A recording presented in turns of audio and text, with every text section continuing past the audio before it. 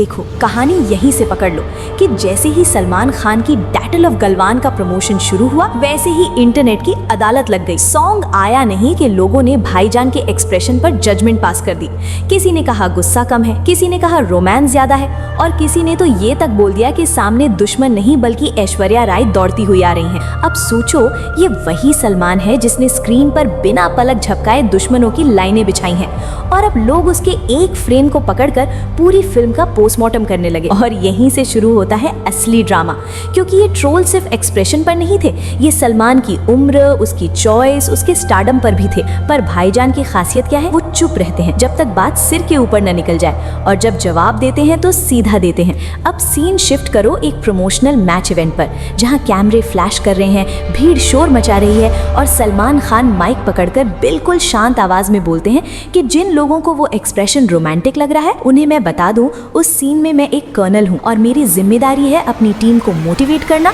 और उन्हें बचाना। और यहीं पर पूरा नैरेटिव पलट जाता है क्योंकि अचानक वो एक्सप्रेशन रोमांटिक नहीं बल्कि जिम्मेदारी का बन जाता है, डर का बन जाता है, उस इंसान का बन जाता है जिसके सामने दुश्मन है और पीछे उसकी पूरी टीम की जान। अब जरा उस सीन को दिमाग में स्लो मोशन में चलाओ। ठंडी हवा, बर्फ से ढकी जमीन, सामने टकराव की आहट, आंखों में गुस्सा नहीं बल्कि कंट्रोल्ड फायर और चेहरे पर वो भाव जो चीख नहीं रहा लेकिन सब कुछ कह रहा है। और यहीं पर सलमान खान का जवाब ट्रोल्स को एक डायलॉग नहीं बल्कि एक कॉन्टेक्स्ट बन जाता है, क्योंकि गलवान कोई टिपिकल बॉलीवुड वॉर ड्रामा नहीं है जहां हीरो एंट्री में बैकग्राउंड स्कोर बजे और दुश्मन उड़ जाए। ये वो कहानी है जहां लड़ाई से ज्यादा साइलेंस भारी होता है, जहां एक कर्नल की आंखें ही उसकी सबसे बड़ी बंदूक होती हैं और अगर उस आंख में थोड़ी सी नमी, थोड़ी सी इंसानियत दिखे तो वो कमजोरी नहीं बल्कि ताकत है। और शायद यही बात सोशल मीडिया के मीम कल्चर को समझ नहीं आती, क्योंकि उन्हें सिर्फ ओवर एक्टिंग या अंडर एक्टिंग के टैग चाहिए। पर सलमान यहाँ एक्टिंग नहीं कर रहे, वो एक किरदार ओढ़ रहे हैं और वो किरदार चिल्लाता नहीं, वो संभालता है। अब सवाल ये नहीं है कि एक्सप्रेशन रोमांटिक था या एंग्री,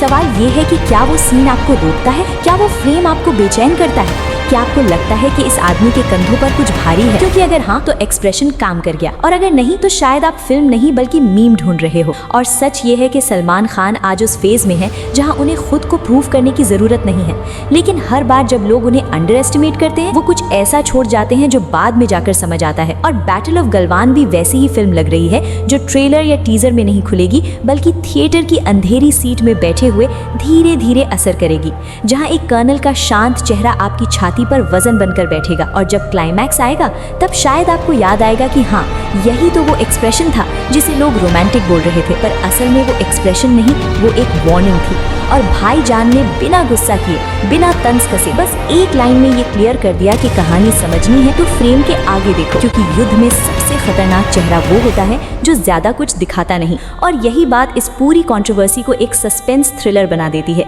जहां असली जवाब स्क्रीन पर मिलेगा और तब शायद ट्रोलिंग अपने आप खामोश हो जाएगी।